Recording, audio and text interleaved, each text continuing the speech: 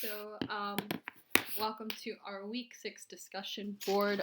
For this week, we will be going over a basic summary of my paper and kind of what I touched bases on.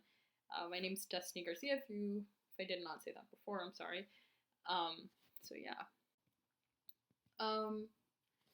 Just to kind of, if you guys can hear any background noise of anybody screaming, I have a full house today. The whole family's home. My parents, my 4 brothers, and my nephew is also here. So if you hear any type of screaming, just bear with me, guys. I'm so sorry. I'm doing my best to try and keep a closed door, but unfortunately, Hispanics don't necessarily respect a closed door. If anything, it kind of aggravates them. They're really nosy. Well, my family's really nosy. So definitely, sorry you guys, bear with me. So my overview of my paper is basically on the Department of Education and how I feel the role as a federal agency, the importance of it, and how I see and what I've heard within my own family and people that I've spoken to about education, how they feel basically on how the federal government handles everything, and if the federal government should have more of their hand in the pot or if they should not, and just kind of like the the theorist that it kind of just like rebounds off of. But yeah, so the Department of Education, as we all know, is a big part of our budgeting. Department of Education is handled by the federal government. They kind of oversee the K through 12 type deal of what we're going to be taught, what we need to do, what standards we need to meet. And they also do all the financing for each state and the schools that are in every state and every city. With that being said, the federal government also has a lot of control. If this school's not doing this, if the school's not abiding by the laws, their financial money and their aid basically for that school year or for that school in general will be taken away if they're not following the certain standards that the federal government has laid out for the schooling system. I think that within the states, it would be kind of beneficial for the federal government to kind of step back and allow the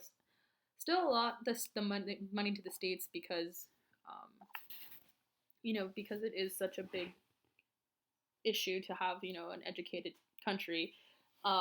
Still allow some type of money to be allotted to them just to kind of help out, but not have so much involvement in it. I believe that with the states having more of a say in their education system, it'd be beneficial only because every state's different. Every people who live in certain states tend to have the same mindset, morals, thought process of what their state means. In California, it's more liberals. You go to a different state and they're more conservative. There's usually a small minority that doesn't necessarily agree to the state. Within that, the state will be allowed to pick the curriculum and how they want to spend their money and what they want to allow in schools, and it would also give the community more of a say in how things are ran and what their kids or people are being taught. With that being said, it does kind of give too much power to the states.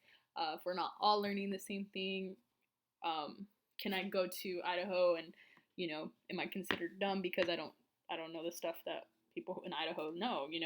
Am I considered smart in California and dumb somewhere else? So in the sense of keeping all the education system as far as math, literature, history, everything the same, it's kind of beneficial, but it also kind of limits the states in what they want to do. I believe that's why there's private schools, so that parents, if they don't like what the federal government's pushing on the schools to teach and allow within schools, they can put their children in a private school where it's kind of more to their beliefs, and they have to pay money for that. So that in its sense is a good idea as well. But I think it would be beneficial for the states to kind of oversee their own education, but also kind of alleviate a lot of the money that is going into education. We could put it into something else, and looking back at Max Weber's theory, it kind of with the federal government having control over the Department of Education, it keeps the states accountable. It keeps the states within the guidelines of what the federal government wants the United States the citizens of the United States to learn and be across the board in knowing. However, in Mary Parker Follett's theory, it kind of limits the say that the people within the United States have. The same issues that are going on in Arkansas aren't the same issues that are going on in California. The same issues that are going on in Texas aren't the same issues that are going on in Oregon. So, it kind of goes back into that whole, letting the people in the front lines have a say in what's going on. If the state doesn't agree with what's going on, what's being taught in the curriculum, it's because, the state as a whole is or majority of the state just kind of doesn't believe in that. And, it does give them more of a voice to have a say in what is going on. So basically, that's kind of what's covered in my paper. These are the references that I used for this video. Excuse me. Oh my gosh. So that's the ending of my discussion board. If you guys have any, constructive criticism, please send it my way. Thank you for letting me ramble on and you guys listening.